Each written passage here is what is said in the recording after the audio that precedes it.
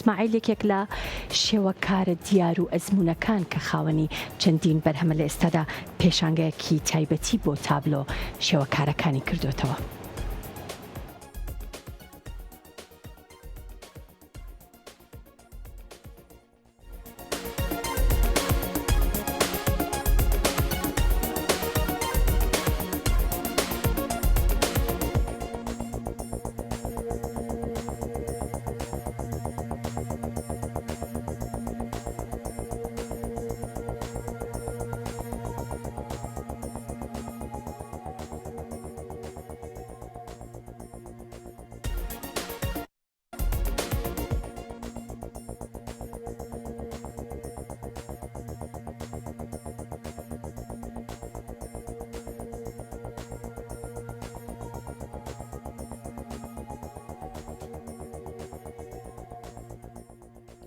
لا گەلەری میدیا لە شاری هەولێر پێشانگای ساڵانێک لە ئەزمموی هوەری هونەرمەندی شێوەکار سۆران ئیسماعیل کرایەوە و تیایدا نزیکەی 100 تابلۆی جۆرا و جۆری سەردەمی کاری ئەو هونەرمەندە نمایش کراو بۆ ماوەی 4 ڕۆژ لە پێشانگاکەدا بەردەوام بوو.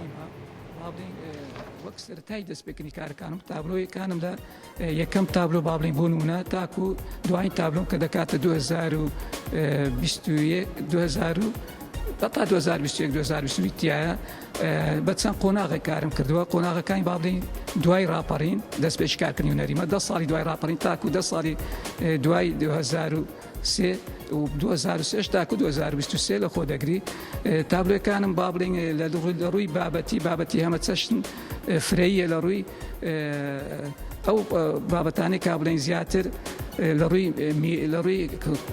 با بڵینەتەوەیی لە ڕووی بواری سیاسی بەسەرهاتی کێشە و گرفتەکان و ئەو ئاریشانی بەسەر میلەتی کووردا هاتووە. ئەوانە زیاتر با بڵین 10 ساڵی دوای ڕاپەڕینە.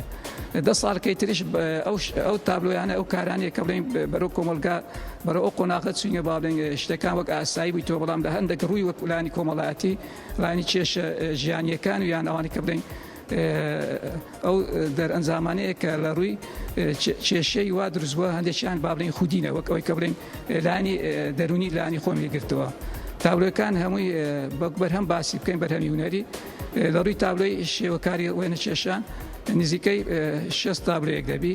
ئەوانەی با بڵین لە ڕووی خۆشنووسیژ لە ڕووی هەندێک کاری مۆتیف و سکێچات و هێلکاری ئەوانیش تقریباً 25 تاسی نزیکەی 400 تابلۆ با بڵین لە 9 تا 100 تابلۆیەک.